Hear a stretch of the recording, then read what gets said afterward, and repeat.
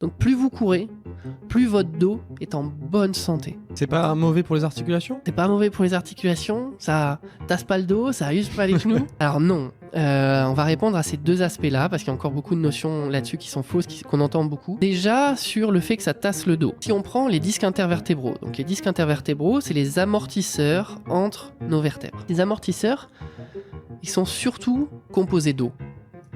Et donc, on va mesurer l'état de santé d'un disque intervertébral à la quantité d'eau qu'il possède, à son épaisseur du coup. Plus il est épais, plus il contient de l'eau, plus il fera bien son rôle. Il y a des chercheurs qui ont regardé la différence entre des personnes qui ne couraient pas, des personnes qui couraient 30 km par semaine et des personnes qui couraient 50 km par semaine, et ils ont regardé l'état de leurs disques intervertébraux. Et ce qu'ils se sont rendus compte, c'est que plus les personnes couraient, plus elles avaient un disque intervertébral qui était gorgé d'eau, donc qui était en bonne santé. Donc ceux qui couraient 50 km avaient des disques intervertébraux en meilleure santé que ceux qui couraient 30 km, qui avaient eux-mêmes des disques intervertébraux en meilleure santé que ceux qui ne couraient pas. Donc plus vous courez, plus votre dos est en bonne santé. Donc non, la course à pied ne tasse pas le dos. Deuxième étude, qui a comparé l'état du cartilage, la présence d'arthrose au niveau du genou et au niveau de la hanche, chez des gens qui ne couraient pas, chez des coureurs récréatifs et chez des coureurs élites. Donc voilà, donc on avait ces personnes qui couraient pas, ces personnes qui étaient des coureurs récréatifs et ces coureurs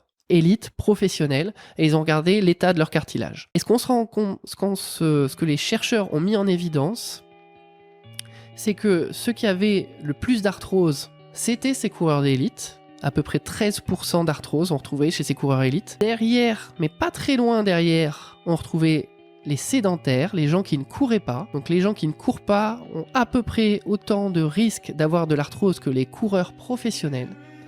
Et ceux qui avaient le moins d'arthrose, aux alentours de 3%, donc très faible, c'était les coureurs récréatifs. Donc si vous ne voulez pas avoir d'arthrose du genou et de la hanche, la meilleure chose que vous avez à faire, c'est de courir, c'est de faire de la course à pied. Donc, check.